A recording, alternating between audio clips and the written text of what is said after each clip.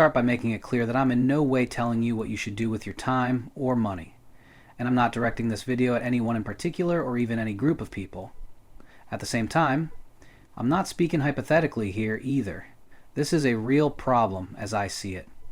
Maybe you don't see it as a problem? That's cool. I'm not going to suggest you're wrong. Ultimately, we all have to live our lives on our own terms and shouldn't throw any mud at each other for those decisions. But yeah, I really think that the vast majority of horror fans should stop collecting movies and start watching them instead. I can feel some of your blood pressure rising, so let's talk about this. As of this video, I'm 51 years old. I was there for the birth of the VHS and beta market, Laserdisc 2, then later on DVD, Blu-ray, and 4K UHD. I've owned all of these formats, and more actually. For me, back in the beginning, the idea of owning a copy of a movie meant being able to watch it whenever you wanted. It's probably impossible for you to imagine if you didn't experience it, but there was a time when you had very few ways to watch a movie and 0 at a time purely of your own choice. Movie theaters played new releases, a 7 and 9 o'clock show, but that was really it.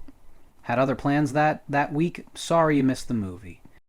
Television was very much the same, except you didn't have to drop into a car and find parking. The trouble with TV was that the show times were the show times. A late night showing during a school night? Shit out of luck. Want to watch something else instead? You may have just missed what would have been your new favorite film. Tough. The VCRs were a revelation. You could program the deck to record a late night movie or watch a sitcom and record a movie at the same time. This was a game changer. And then the rental stores? Mind-blowing. A few years later, department stores, electronics sections, started carrying movies you could buy. Jesus, we have arrived! The whole point is that physical media's biggest contribution to movie fans' lives, or mine at least, was access to the movies. Can't really be a fan of something you can't watch, can you? Hell, a big reason I am the movie fan I am today is because I had to work to see this stuff. Even a decade into the VHS era, not everything was readily available, and you couldn't order it off Amazon. No, you had to find some tape trader's table at a record show or flea market and buy a bootleg of City of the Living Dead. It was a pain in the ass for sure, but those moments where you finally had a movie in your hand you'd been searching after for years, pure bliss. Today I see so many content creators who show off their collections and breathlessly list off all the special features on the new boutique label releases. Don't get me started on the whole slipcover thing either. But they hardly ever talk about the actual movies that they're collecting. That's weird, right?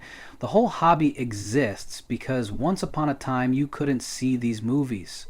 Technology changed and now you can, more easily than ever. But for some reason the focus far more often than not is on newly commissioned artwork and packaging. It's disheartening because I'll always go on record as saying the horror genre is the most creatively expansive niche in film. You can express more in horror than any other dramatic form. It's big and bold and exaggerated.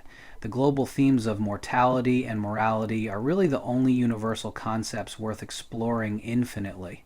The foundational issues that movies like Texas Chainsaw Massacre, Alien, and The Exorcist are built on are actually the most important ideas that we possibly can ruminate on. And yet, I don't hear any of that when folks discuss their love of the genre.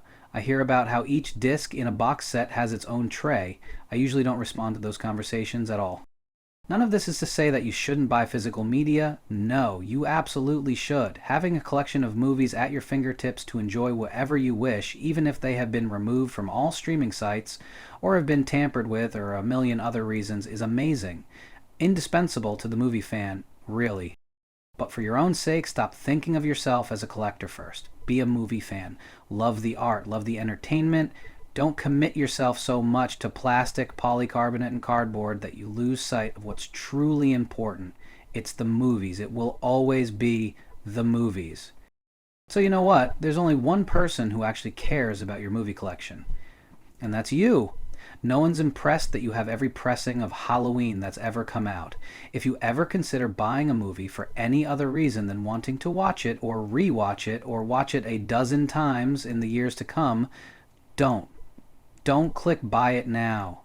Instead, direct yourself to a title you really do want to watch. No one will be disappointed in you, I promise. You may ask why I care enough to make this video. What damage does it do to me? Shouldn't I just stay in my lane and shut my mouth? You know what? No. No, I shouldn't stay quiet, because here's the thing, I've seen it 1,000 times. Today's movie collector is tomorrow's garbage patch card collector. I can't tell you how many once cherished collections I've seen sold off in lots on eBay once the passion has faded. Think you'll be different? You won't be. You'll keep the movies you really love, the rest you'll ship out to someone new to the hobby once the PayPal notification hits. And that's a shame, because in the meantime we could all be talking about the plots and the characters, about the writers and directors who have brought us these incredible stories. You know, all that hard work that's encoded on that disc you just pre-ordered for more than you spend on gas for a month? I miss the days before collecting became so prevalent in the community. I used to meet people at conventions and movie theaters and bookstores, and we'd talk about the genre we love. Instead, I overhear competitive conversations about how the limited edition poster that Screen Factory sent out had a fucking crease in it. Fandom needs to return to its roots. It's a world where just about every movie you could want to watch is the press of a play button or the click of an icon away. Get back to loving it, not putting it on an alphabetized shelf.